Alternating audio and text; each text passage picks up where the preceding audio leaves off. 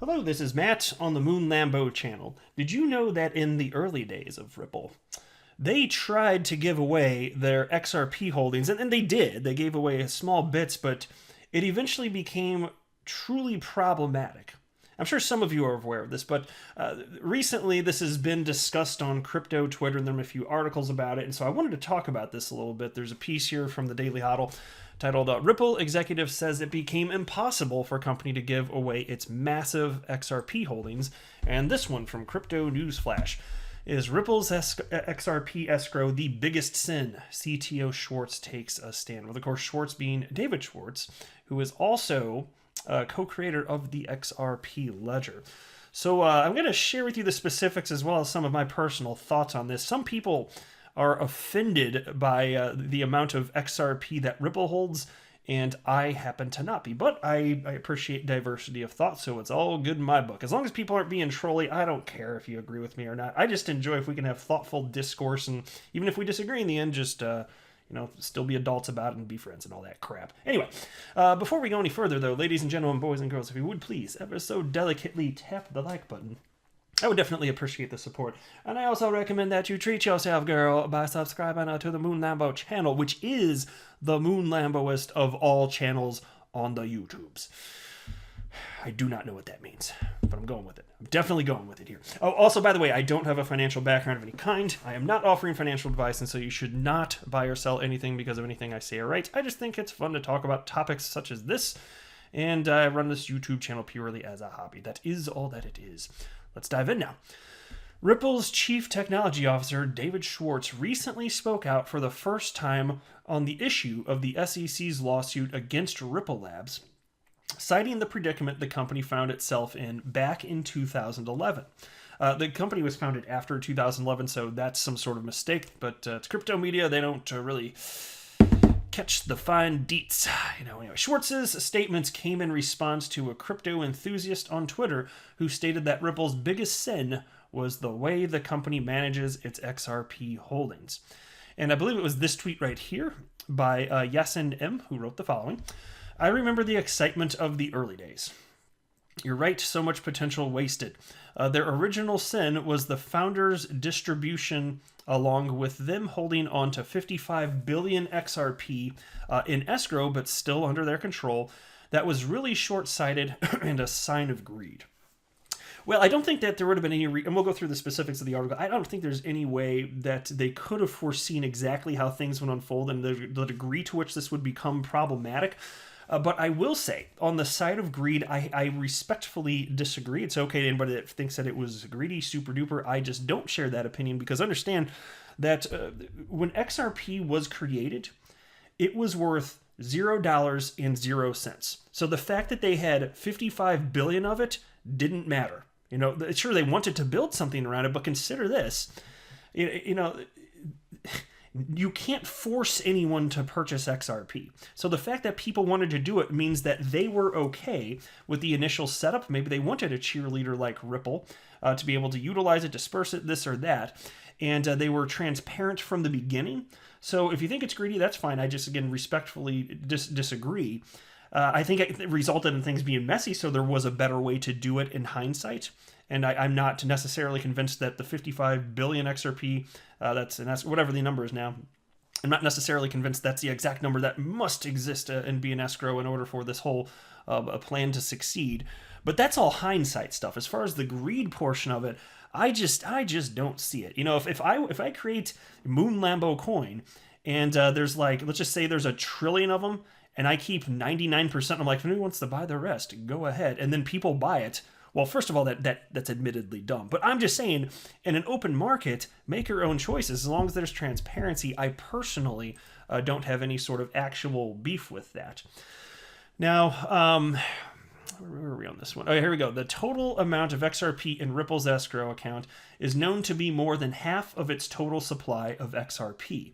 All things considered, Schwartz said, Ripple faced the dilemma that giveaways were not possible shortly after launch. And here's a quote from David Schwartz. What do you think we should have done? As soon as there was a market price, giveaways stopped working. At first, we were giving it away. Everyone who wanted it was using it. But once it had a market price, Giveaways were just gamed by people who immediately sold, and they caused huge collateral damage. Exactly. So it would have been kind of unethical, frankly, to continue giving XRP away. And so it's a hindsight thing, like, oh, I wish we had thought of that. And so that's admittedly, like, that would be a shortcoming, a mistake. I'm just not convinced it was something that was done out of greed. And it's easy to, play Monday morning quarterback, as they say. But that's not where I sit on this particular topic here. And then the other issue cited here was that giving away something once it had an open market price, there are actually tax implications. So that's another issue that came in here. So then you got this, we're like, okay, Ripple's thinking, initially we can just give a ton of it away. And then suddenly they're like, oh yeah, we can't though. What the hell do we do with it? And so you can have a larger discussion.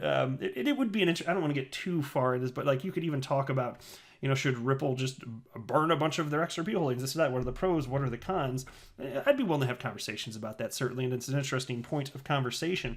But I'm just saying from the get-go, although things I think, probably could have done better, I don't see any sort of indication that there was ill intent, I guess is really what I'm trying to get at mostly here. Anyway, the piece continues. Moreover, Schwartz noted that Ripple's approach to distributing XRP and locking it into an escrow was the ethically the best possible solution. That's a broken sentence. They were freaking crypto media. Escrow was the ethically the best. Oh, okay, cool. I remember when I was in third grade. Anyway, so here's the quote. Honestly, is from David Schwartz. Honestly, Ripple's approach to distribution and easing the anxiety of XRP adopters by locking Ripple's chunk in escrow is what told me the company is ethically responsible with the influence your collective. This is in response, right? Yeah, I think this was the Martian report, actually. Now I'm pulling from memory here. I didn't have it pulled up. Anyway, let me restart that. Honestly, Ripple's approach to distribution and easing the anxiety of XRP adopters by locking Ripple's chunk in escrow is what told me the company is ethically responsible with the influence your collective holding represents within the total market share.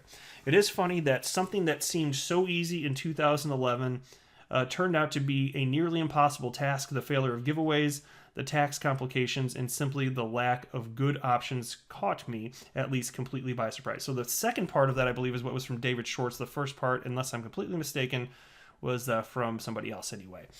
Yeah, and so, look, as long as Ripple's being a responsible steward of the XRP ecosystem to the extent they have, certainly an impact, as long as they are, I don't care. Like, I've been aware of this from the beginning, that they have a ton of XRP, and to me it was always attractive that there's a major player out there that is pushing for global adoption of this cryptocurrency that I've invested in. And not just them, I've always found it appealing that there are multiple builders on top of the XRP ledger, right? There's Coil and there's others, there's all sorts, the whole gig.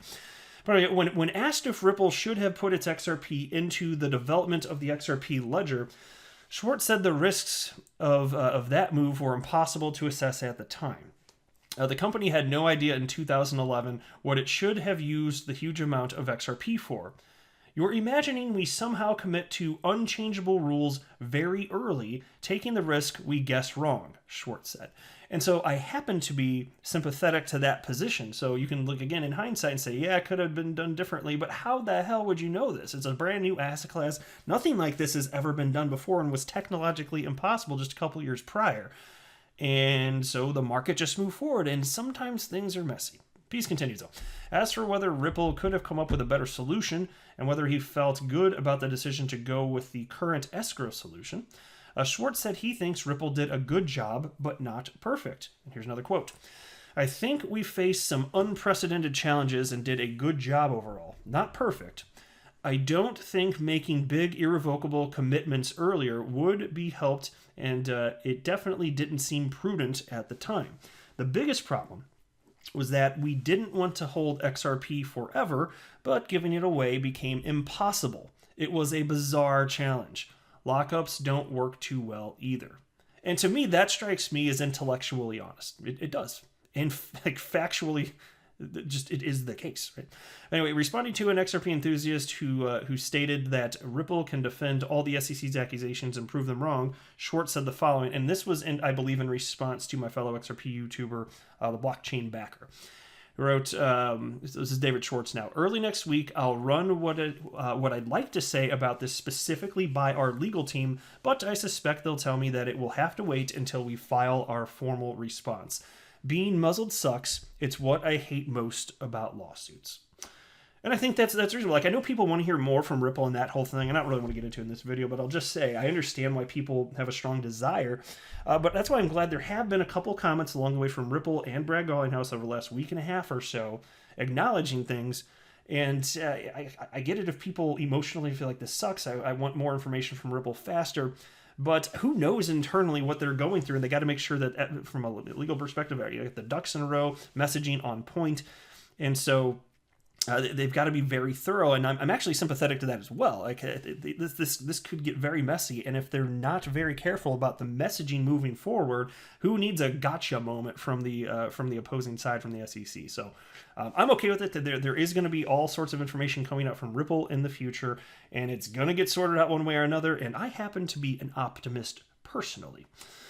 But I'll go ahead and wrap it up there. I am not a financial advisor. Do not buy or sell anything because of anything that I say or write. That would be a very, very, very bad idea. Until next time, to the moon, Lambo.